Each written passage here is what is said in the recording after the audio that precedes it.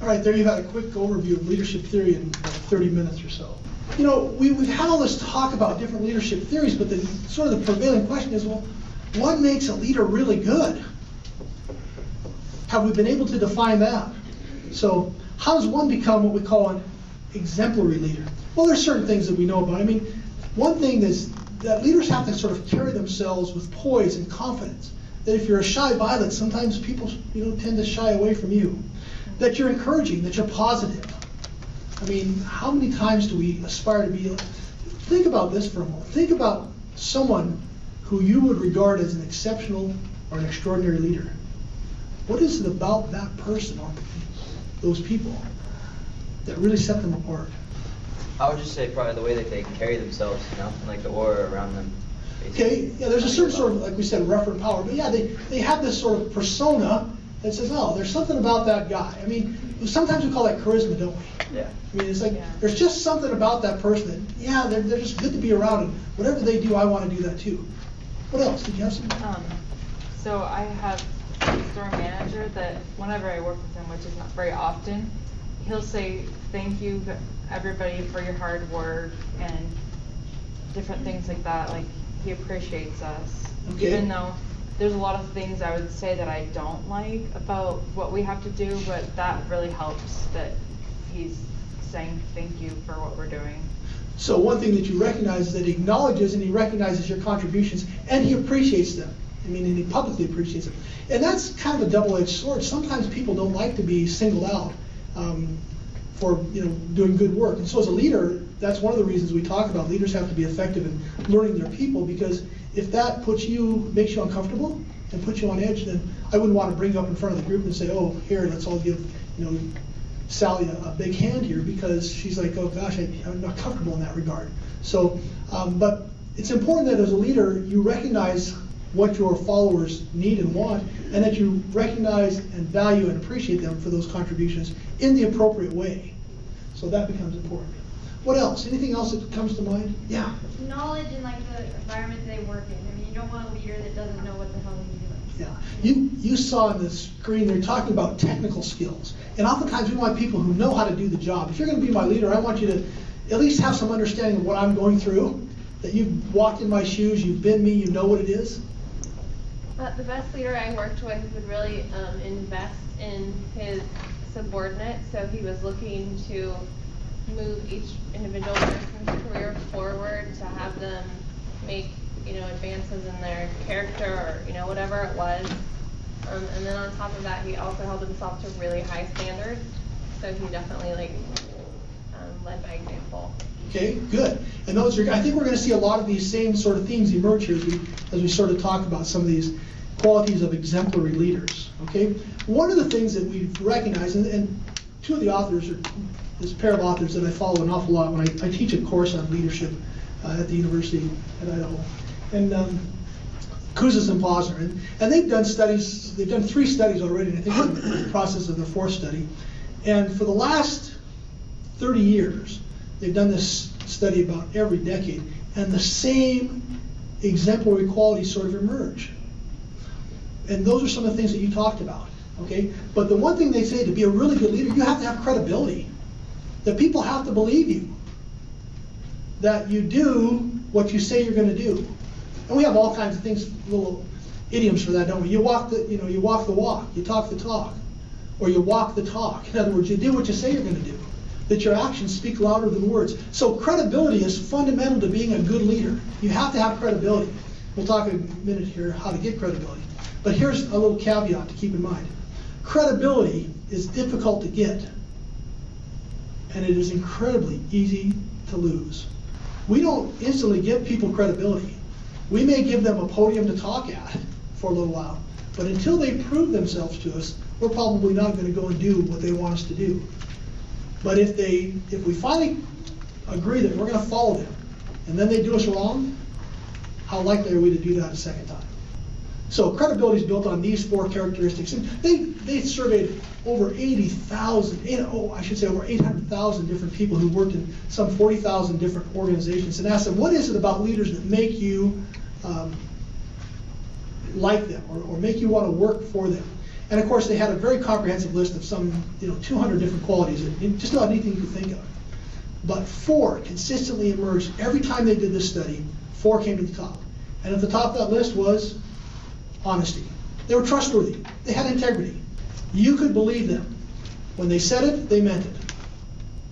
And that's the kind of leader that we want to work for. And nothing probably bothers us more in an organization when people say they're going to do something and then they don't do it. They're not true to their word. They don't follow through. The other thing is that, and I think this young lady mentioned a moment ago, they're competent. They know what they're talking about. They know what they're doing. They might have done the job, but at the very least they know and understand what is required, what's expected. Thirdly, they have vision. They have an idea of a better tomorrow, that we're not just going to keep doing more of today. Today's good, but tomorrow should be better, shouldn't it? And isn't that what we all want? Isn't what you want for the people you're going to work with in your organizations? Isn't what you want for your children? Isn't what you want for our world? Don't we want to be better? So how? They have a vision of how they're going to make that change. And it might be just an incremental change, but it ought to be better. And of course, they're inspiring. They're motivating. That those 4 qualities emerged in study after study after study, over 30 years of research. Exemplary leaders demonstrate trustworthiness, competence, a vision of the future, and they're inspiring and motivating. So now how do leaders do this? Well, some of you talked about these things. They model the way. They lead by example. But to lead by example means, first of all, you need to know who you are. And I would challenge all of you, if you aspire to be leaders, and all of you will be leaders. If you're not already, you will be. But you have to have take some really significant soul-searching time to figure out, what are your values? What do you truly hold dear? And then I would say, at what point are those values compromisable? We all say that I would never hurt another individual. But what if you were being hurt? What if someone you cared deeply about was being injured? Some say, I would never rob a bank. But what if someone was holding your children hostage? We all have these values that we think are true, but until we think deeply about at what point would I compromise those values? And what does that say about my real values? What I truly believe? So you have to clarify your values, and then you set the example. And you live those values every day. You envision a preferred future. Not just a future, not something new tomorrow, but a preferred future. Something that other people want too. And then you involve others in that, because you see, that talks about a shared vision, isn't it? You inspire a shared vision. Well, sharing isn't just me telling you what I want. It's me telling you what I want and listening to what you want. And finding where those two things blend together, where they meet. And then saying, this is where I think we want to be. This is where we want to go. And of course, then you challenge the process. You look for opportunities. You say, what's wrong with what we're doing today? Why is this not good? And I have a way I'm going to share with you a little later in the session to have you think about how you want tomorrow to be different than today. And I'll hopefully apply that to your organizations you're going to be working with victims or criminal justice or social services, wherever that might be. Then you put people together and you try to find a way to connect peers with a purpose. So we're working together, we collaborate. It's not about my territory or your territory, it's about what's good, what's the outcome we want, and who can get us there the best, the most expedient, the most efficient, the most effective way.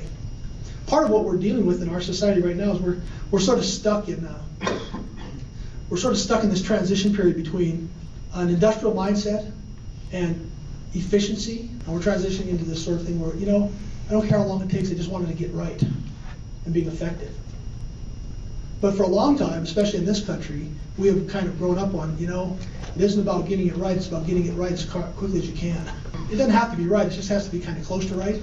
And of course, we talked a little bit about this in another way. We said encourage the heart. So you encourage other people, you recognize their contributions, you acknowledge them, and you celebrate it. When we accomplish good things, we go, yeah, woohoo. Put your name up on the board, you get your name on a plaque, you get your pictures, Employee of the Month. Everyone does that. You can't walk into McDonald's and not see a plaque somewhere on the wall that recognizes somebody for their contribution. McDonald's is a pretty good model to follow, isn't it? Not only is it profitable, but some of you might have got your first job there too. So, okay, any questions, leadership pieces here? Because we're going to start to transition into organizations and we're going to try and bring these two pieces together. All right, so my question at the start was, what's leadership? What's an organization? How do you define an organization? Organization implies that we have some things together, don't we? And they fit together in a cohesive, sort of tightly integrated manner. So an organization is really nothing more than a group of people focused on accomplishing some shared goal. That's an organization. Your class that you're in and you're here tonight for, whatever class that might be, is an organization. It's a group of people with a common goal to try and learn and understand whatever that subject or topic happens to be better. Your family is an organization. Today, this little gathering we have right here is an organization, a very informal, loosely coupled organization, but that's what an organization. So what do organizations do? Well, they achieve goals. They try and make things work better. That is, they enhance efficiency. And they try and coordinate resources and control outputs. Organizations generally provide goods and services to people. They're there for our human activities, whether it's learning, as we might be today, or maybe it's getting together to play soccer or basketball later. But you know what? Organizations are frustrating. And sometimes they take advantage of us. They make us come to a session at 4 in the afternoon on a Wednesday, and organizations are complex. They're hard to understand. Just when we think we got it figured out, something changes in there. So organizations are complex because, as we talked about a moment ago, an organization is a group of people. They're complex because people are complex. I've been married to my wife now for several years, and I still don't get her. I don't get it. I'm still trying to understand. I have learned that instead of saying something, just keep my mouth shut, and then I will understand better. So I've garnered that understanding. Organizations are surprising because what we want to do oftentimes in an organization isn't what we really got to do. It's not the reality of it all. They're deceptive. We think we're working in this way, but we're not. We camouflage our outcomes, we hide it, we pretend, well, this is what we're really after, but we're looking for something else. And we don't tell you. I'll bet you've gone into a class at some point in time, and you've had an assignment given to you, and you ask the professor, how many pages does this have to be? They go, I don't know, make it complete. Dang it. Can't you just tell me how many pages? I can write an X number of pages. I know, my students are like that all the time. They're always asking me, how many pages? I don't care. 500. What's it going to take to cover the topic? Please don't do 500 pages to me. But if that's what it takes for you to make your point, then that's what we'll do. And they're ambiguous. Oftentimes our goals are not clear. We really don't know what we're after. And that's what makes organizations so frustrating. Now, most of the time, most of the problems in an organization can be attributed to a couple of things. First of all, it has to do with our flawed thinking. We make assumptions about the people, or the processes, or the goals, or the outcomes, or the intended objectives that may not be accurate. And it might not even be our fault, but we make those assumptions based on the information that we've been given. We haven't been given complete information. Or we've interpreted the information we've been given in a different way. Sometimes we think that the organization is just this way, and I would say that as you think about your work as a social service provider, especially in the field of victim assistance, that's going to be a considerable piece, is that we tend to think that this is the reality. This is how it is. Most of you would be offended to hear that, most of those perpetrators don't mean to do what they do, but they're acting on some sort of impulse that they're unable to control, because a lot of the rest of the time, they're regular, normal human beings.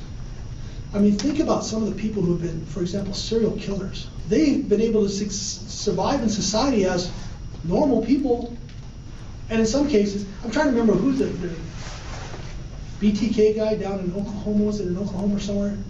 But I mean, he was like a deacon of the church and a pillar of the society until they discovered that he had been raping and torturing and killing women for years. What was off? For the most part, he seemed like a normal guy. And of course, understanding that, being able to figure that out, but I mean, sometimes those perpetrators need just as much help as the victims do. Because our goal shouldn't be just to help the victims. Our goal ought to be to change society so we don't have any more victims.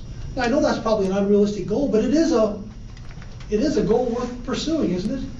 Because if we can change 10 people, that's 10 fewer victims, or 40 fewer victims, or whatever that might be. What you're going to deal with in terms of victim assistance is important because you're going to spend a lot of time with supporting victims. We also got to figure out, what are we going to do with the perpetrators? Why do they commit these crimes? What can we do to change that? My area, as I said, I work with school personnel, and we're all concerned about school safety. Why do people go to school and shoot up innocent children? We think we can prevent that by putting metal detectors on the doors? Did some kid just go into school in Pennsylvania with a knife and slash like a dozen of his classmates? We've got to figure out what it is that pushes people to that point. Bullying is a huge issue in my field. What's sexual assault if it's not bullying? It's not someone trying to control someone else. It's an extreme form, but it's also linked. So you can see that this is a systemic thing, isn't it? That we're all in this together. Another reason a lot of times our organizations fail is sometimes we just have people that have personality, and they don't get along with us, or we don't get along with them, or they don't get along with the rest of us.